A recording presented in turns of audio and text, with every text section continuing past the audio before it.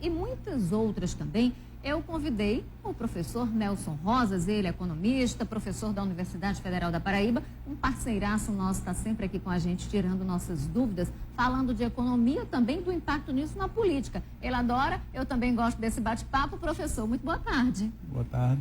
Veio com a gente aí conversando, feriado de São João, mas é por uma boa causa, né? Pois é, sempre disponível para esse tipo de conversa. Muito obrigada, professor. Explica pra gente, o que explica essa alta nos preços? Porque feijão a quase R$ 15, leite super caro, e não é só isso, né? Tá tudo muito caro. Olha, não há uma explicação única para a alta dos preços. Há vários fatores, dependendo do tipo de produto, há vários fatores que contribuem para a alta dos preços. No caso, por exemplo, dos produtos alimentícios, a gente não pode deixar de ver que os produtos alimentícios, os vegetais, as frutas, as verduras, esses cereais, esses produtos todos sofrem uma alta influência do clima, não é? Há estações, uma sazonalidade, então a época da safra, a época da entre-safra, então há uma tendência normal dos preços caírem no período da safra e depois os preços subirem na entre-safra. Então isto há causas diferentes.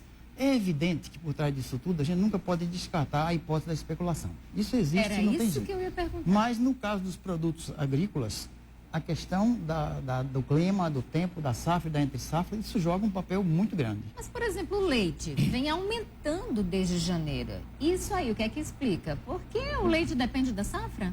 Não, né? O leite Ou depende da safra, porque depende da ração que as vacas comem. Entendo. E aí não é nem uma questão só nacional. Se os produtos que são utilizados nas rações, e aí muitos produtos importados, sofrem alterações, os preços sofrem alterações, certamente também haverá alteração em relação ao leite. Você quer ver um exemplo? O exemplo mais recente agora é o do milho.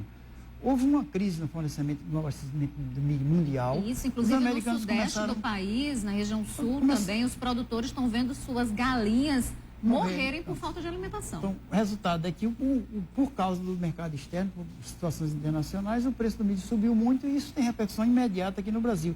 Não só para o frango, para a galinha, como também para a vaca, porque o milho é utilizado na ração de porcos e tudo. Uma bola de neve, né, professor? Não tem jeito. Então, há esses aspectos. Ou seja, nós temos essas questões climáticas locais. Esse ano, o problema foi muito sério. Com essa história do aquecimento global, nós estamos tendo um clima completamente descontrolado.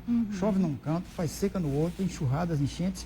Isso está perturbando completamente a agricultura e a previsão. Exatamente, principalmente o pequeno produtor que às vezes está perdendo a lavoura inteira. O pequeno produtor é quem sofre mais, né? Porque o grande geralmente tem algum tipo de recurso, seguro, safra, uma série de recursos que faz com que a situação para eles não seja tão séria. O pequeno não, perdeu, morre de fome, fica com fome mesmo, não tem jeito. Professor, a gente vive aí uma inflação grande, né? A gente sabe que os preços estão todos aí pela hora da morte. Mas a gente também vive um processo de recessão, porque ninguém tem dinheiro para poder comprar. Então, assim, dá para arriscar um prazo, por exemplo, o senhor com sua visão mais ampla, geral, macro da economia, de quando essa inflação ela vai começar a baixar um pouquinho e as coisas vão começar a se equilibrar novamente? Pois é, essa é uma pergunta difícil, porque as teorias, até hoje os economistas brigam uns com os outros para descobrir, saber qual é a causa da inflação. E, finalmente, eles não chegaram a conclusão nenhuma. Dependendo da corrente que cada um economista tem, eles apresentam uma causa diferente. E o resultado é que terminaram dizendo que há vários tipos de inflação. Inflação de custos, inflação de demanda, inflação de oferta, inflação inercial. É teoria demais, mas na verdade o consumidor só quer saber que existe uma inflação, que é aquela que está subindo, elevando a causa disso é que é o grande problema que os economistas não conseguem responder. Portanto, a sua pergunta é de muito difícil resposta, não é? O esquema que o Banco Central utiliza e que é a teoria oficial é que essa inflação é causada por excesso de procura. Portanto, como as pessoas estão comprando muito, os preços sobem. Mas Essa é uma teoria completamente furada, não é? Pelo que você acabou de dizer. O que a gente está vendo atualmente é exatamente o contrário. É que as pessoas não têm dinheiro para comprar. Então, como é que se justifica que os preços continuem a subir? Pois é, as coisas vão ficar lá. Isto é um fenômeno chamado de estagflação. Essa palavra, estagflação, ninguém gosta de utilizar, porque a teoria oficial não tem nenhuma explicação para ela. Isso não devia acontecer, então, isso é por especulação, professor. Portanto, por trás dessa inflação existe a especulação e existe uma coisa que também ninguém gosta de fazer, e que, no meu entender, é a questão central da inflação, que é a economia altamente monopolizada.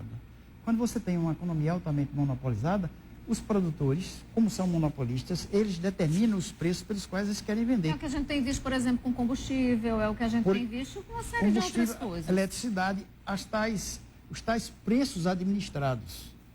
Então, uma coisa são os preços chamados preços livres, outra coisa são os preços administrados.